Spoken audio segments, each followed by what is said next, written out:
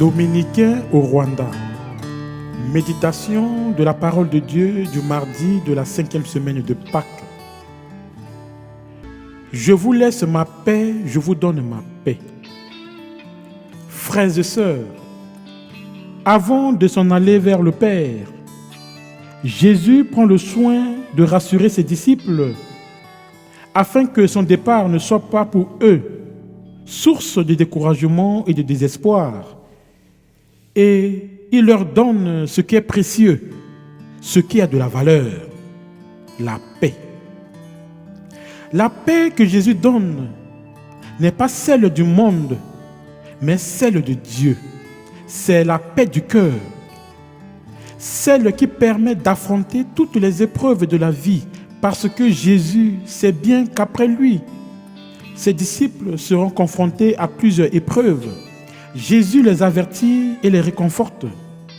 Jésus ne veut pas que ses disciples vivent comme des brebis sans berger, comme des orphelins.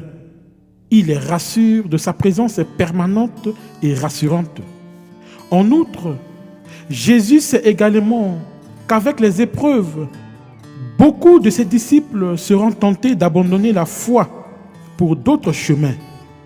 C'est pourquoi il les prévient à l'avance, afin qu'ils sachent qu'il est pour eux l'unique chemin de salut. Que votre cœur ne soit pas bouleversé ni effrayé. Quel message pour nous aujourd'hui? Frères et sœurs, n'avons-nous pas besoin de la paix de Jésus? Oui, bien sûr. Nous avons besoin de la paix du cœur, paix familiale, paix professionnelle. Rappelons-nous cette parole de Jésus à ses disciples. Dans les épreuves, les calomnies, nous sommes même parfois bouleversés, perturbés, parce que nous n'avons pas la paix du Christ dans notre vie, dans notre cœur, dans notre famille. Quelles que soient les épreuves que nous traverserons, l'unique chose que Jésus nous demande, c'est de croire en lui. Vous croyez en Dieu, croyez aussi en moi. Croire en Jésus, c'est renaître chaque jour à l'espérance, à la confiance, au courage de vivre et de reprendre le chemin malgré nos multiples chutes.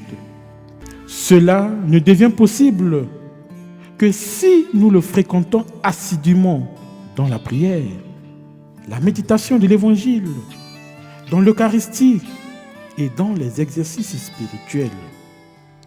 Que la Vierge Marie intercède pour nous et que l'Esprit Saint nous donne la grâce de retrouver la paix que Jésus nous donne chaque jour pour parvenir au bonheur véritable.